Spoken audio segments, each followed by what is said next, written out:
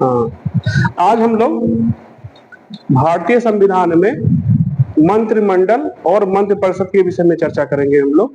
ठीक है, तो आप सामान्यतः सुनते होंगे मंत्रिपरिषद का गठन हुआ या मंत्रिमंडल का गठन हुआ जब नई लोकसभा चुनाव होता है। जो पार्टी बहुमत प्राप्त करती है वो क्या है, अपना सरकार बनाती है।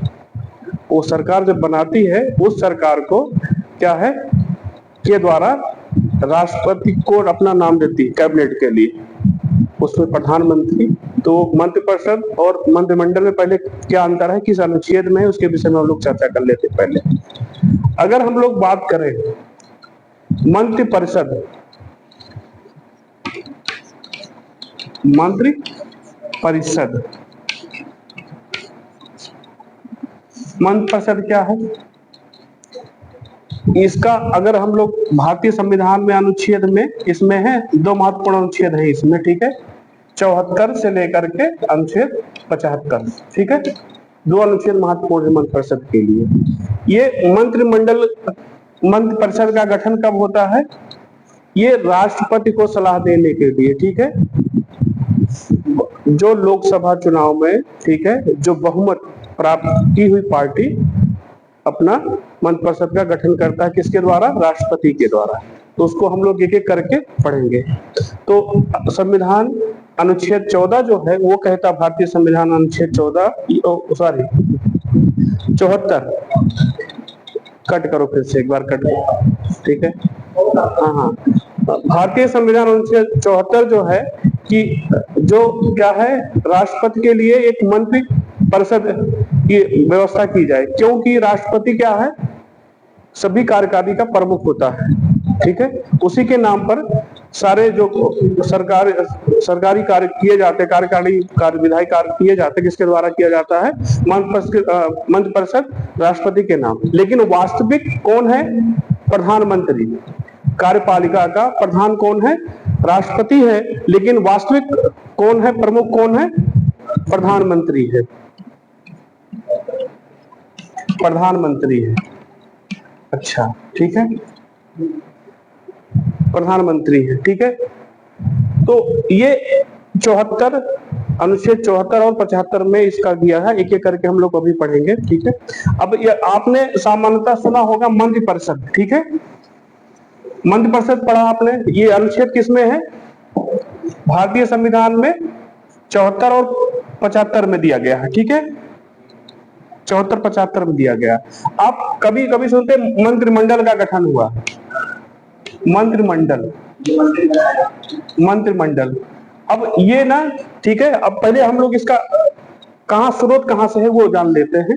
मंत्रिमंडल क्या है, मंत्रिमंडल जो जान इंग्लैंड के, ठीक है, इंग्लैंड का जो संविधान है वहां से हम प्रेरित है। ठीक है, हाँ हाँ, ये जानते हो, ये जो 44वां संविधान संशोधन था, ठीक है, 44वां संविधान संशोधन, ठीक है, हाँ, संशोधन, उसमें क्या हुआ, इसमें प्रावधान किया गया। ठीक है, अनुच्छेद किसमें, 352 में। ठीक है, 352 में किया गया। ठीक है, ठीक है, वो, हाँ हाँ, क्योंकि जो है ये इसमें कौन कौन होता है, इसमें क्या होता है, इस मंत्रिपरिषद में क्या होता है, ये जोड़ा गया है। बात समझ गए ना, ये समझ गए, हाँ, जोड़ा गया। ये जो 74-75 में, इसमें मंत्रिपरिषद में जो 74-75 में कौन कौन होता है, इसमें मंत्रिमंडल या कैबिनेट के मंत्री।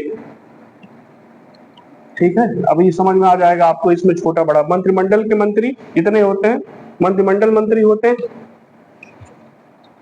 नंबर, राजमंत्री, राजमंत्री, ठीक है, और फिर उपमंत्री। ठीक है, बात समझ गए ना। इसमें राजमंत्री में दो तरह के मंत्री होते हैं, एक स्वतंत्र प्रभार के होते हैं, ठीक है, और एक किसी मंत्री के अंतर्गत काम करते हैं ना, अस्वतंत्र। ठीक है, ठीक है, अस्वतंत्र होते हैं। ये क्लियर हो गया। तो ये जो है मंत्रिपरिषद है, एक बड़ी है, फर्म है एक तरह से, ठीक है, जो राष्ट्रपति की सलाह देने के लिए गठन किया जाता है, ठीक है। और कौन मंत्रिपरिषद में कौन सदस्य होते हैं? इतने होते हैं। जो अच्छा मंत्रिमंडल में केवल होते हैं वो मंत्री होते हैं, ठीक है, जो कैबिनेट स्तर के होते हैं, ठीक है, उनका एक विभाग होता है, ठीक है। इनकी मंत्रिमंडल में जो कैबिनेट मंत्री होते हैं इनकी संख्या कम होती है। वो जो निकाय है मंत्रिपरिषद से मंत्रिमंडल छोटा होता है, ठीक है, क्लियर हो गया।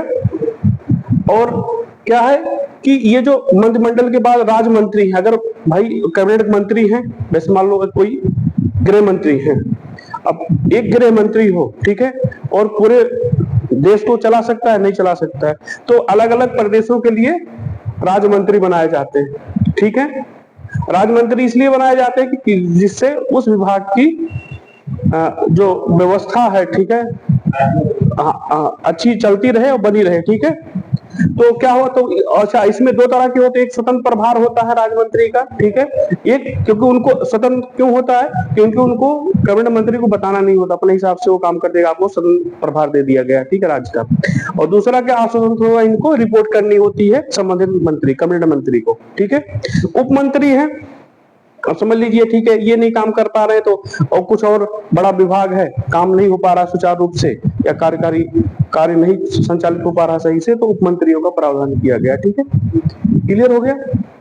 केवल आप अगर आपसे क्वेश्चन पूछा जाए मंत्रिपरिषद किसमें है, ठीक है, 74 और 75 में है, ठीक है, 74 में दिया और 75 में दिया गया है, ठीक है। ये सबसे बड़ी निकाय कौन सी? मंत्रिपरिषद को है, ठीक है, और छोटी निकाय क्या है? मंत्रिमंडल है, ठीक है, केवल कैबिनेट रंग का। अच्छा, मंत्रिमंडल का जो सचिव होता है, सचिव, ठीक है, मंत्रिमंडल का जो सचिव होता है, भारत का सबसे बड़ा सिविल अधिकारी, जिससे संवैधानिक रूप से सबसे बड़ा मुख्य पद किसका है? राष्ट्रपति का है। लेकिन अगर आईएएस में देखा जाए, ठीक, कार्यकारी का मुख्य कौन सबसे बड़ा होता है? तो कैबिनेट सचिव जो होता है, कैबिनेट सचिव जो होता है वो प्रमुख अधिकारी, सबसे बड़ा अधिकारी होता है, सबसे ऊपर का जो पद, शीर्ष पद होता है कैबिनेट सचिव का होता है, क्लियर हो गया। प्रमोट आईएएस बनते हैं, आईएएस से फिर प्रमोट होते चले जाते हैं, ठीक है। तो ये चीज है, ये क्या है, एक पोस्ट मिलती नहीं, ठीक है, ये ऐसे नहीं होता आप आईएएस बनेंगे, ठीक है, आपको क्या कहते हैं एक्सपीरियंस होगा 20-25, वरिष्ठतम जो अधिकारी होता है आईएएस वो इस पद पे जाता है, ठीक है, हाँ, ठीक है। तो चयन प्रक्रिया के द्वारा होता है, आईएएस में चयन होता है उनका, ठीक है, परीक्षा देते हैं, यूपीएससी जैसे क्वालिफाई होते हैं वैसे होते हैं, ठीक है। फिर उसके बाद क्या होता है, एक्सपीरियंस उनका देखा जाता है, ठीक है, और ये 65 साल तक बने रहते हैं, ठीक है, या उनके 65 साल तक इनका वो रहता है, क्लियर हो गया। अब हम लोग चर्चा, ये मंत्रिमंडल मंत्रिपरिषद आपको समझ में आ गया। अब हम लोग बात ये करते हैं, अब इनका जो है मंत्रिपरिषद जो है, ठीक है, ये किसके लिए होता है? अब अभी एक बात करते हैं, मंत्रिपरिषद में कौन कौन होगा? मंत्री परिषद ये 74 में कहता है, संविधान 74 में है, अनुच्छेद 74 में कहता है, ठीक है, कि प्रधानमंत्री, एक प्रमुख कौन होगा? प्रधानमंत्री होगा, ठीक है। इसकी नियुक्ति कौन करेगा? राष्ट्रपति करेगा, ठीक है। और किसको करेगा? ये प्रधानमंत्री, ये क्या है कि लोकसभा जो होता है उसके प्रति उत्तरदायी होगा, किसके? ठीक है, चयन का राष्ट्रपति करेगा, और यही प्रधानमंत्री सजेस्ट करेगा किसको? एक सलाह दे, मतलब नाम देगा किसको? अन्य कैबिनेट मंत्रियों को, या मंत्रियों का नाम देगा वो, ठीक है। जो प्रधानमंत्री है बहुमत दल का जो नेता होगा, ठीक है, वो सरकार बनाने के लिए राष्ट्रपति से ये शपथ राष्ट्रपति से लेंगे, ठीक है, और क्या क्या ये नाम देंगे, ठीक है, कि कौन देगा? जो अन्य मंत्री, कैबिनेट मंत्री हैं उनका नाम वो देंगे, मंत्रियों का नाम देंगे, ठीक है। अच्छा, ये जो कैबिनेट है, ठीक है, ये मंत्रिपरिषद है, किसके प्रति उत्तरदायी होगी? लोकसभा के। जैसे ऑप्शन आ गया राज्यसभा, लोकसभा, राष्ट्रपति, तो क्या किसके प्रति उत्तरदायी होगा? लोकसभा के। हाँ, लोकसभा क्यों? क्योंकि यहां से जो जाते हैं, ठीक है, चुनाव होता है, ठीक है, और जो पार्टी बहुमत में आती है वही सरकार बनाती है, ठीक है, उसी को प्रधानमंत्री नाम देगा, मंत्री वो सलाह पे इनका इनका गठन किया जाता है। अच्छा, इनकी उम्र कितनी होती है? 25 साल, 25 वर्ष।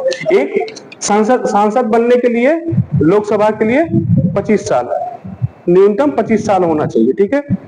और क्या है, प्रधानमंत्री कौन बन सकता है या मंत्री कौन बन सकता है? ये संसद किसी भी सदन का सदस्य होना चाहिए इसको, ठीक है, लोकसभा या राज्यसभा का। लेकिन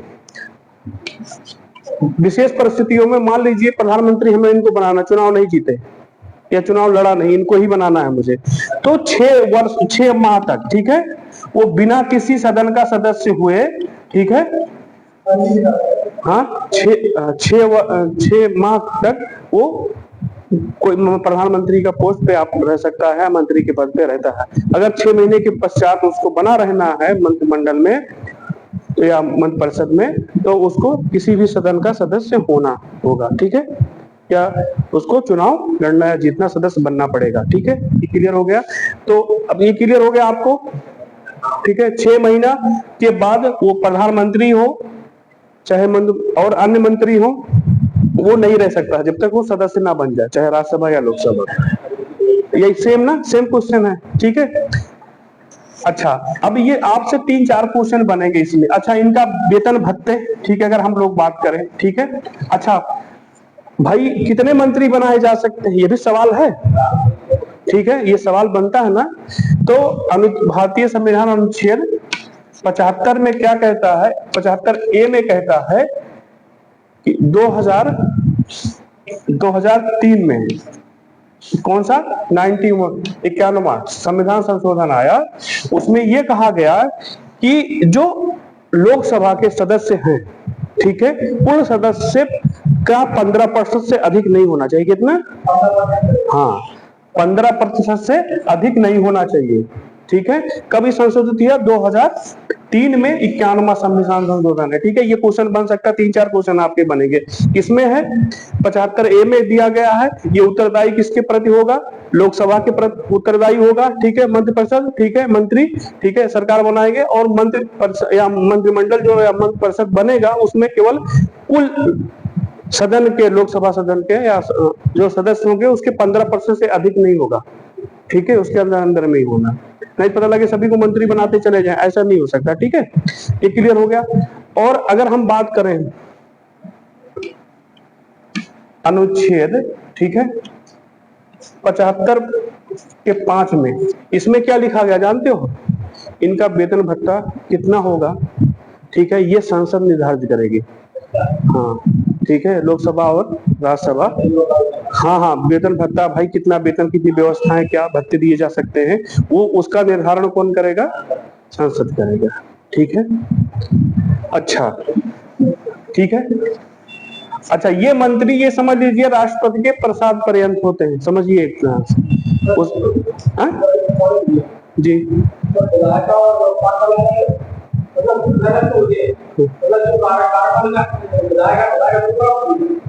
इसको अलग से बता देंगे कभी, ठीक है। अब इतना हो गया, इसके बाद अब कट कर देते हैं हम लोग, ठीक है। और कोई डाउट है तो क्वेश्चन 3-4 तरह से बन सकते हैं, ठीक है अपने। तो एक तो मंत्रिपरिषद, मंत्रिमंडल क्या है, ठीक है, मंत्रिपरिषद क्या है, वो बड़ी निकाय है, ठीक है। ये 74 और 75 में इसका लिपिबद्ध किया गया है।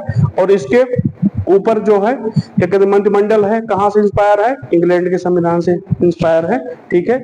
ये क्या कहते हैं, कब आया? 44वें संशोधन में जोड़ा गया, ठीक है। ये छोटी निकाय है, ठीक है, और इनका इस तरह से विस्तृत है, इस तरह से इनका जो क्वेश्चन बनता है आपका, ठीक है। अभी आगे हम क्वेश्चन पढ़ेंगे जब हम लोग, तो उसमें और विस्तृत आपको बताएंगे। धन्यवाद।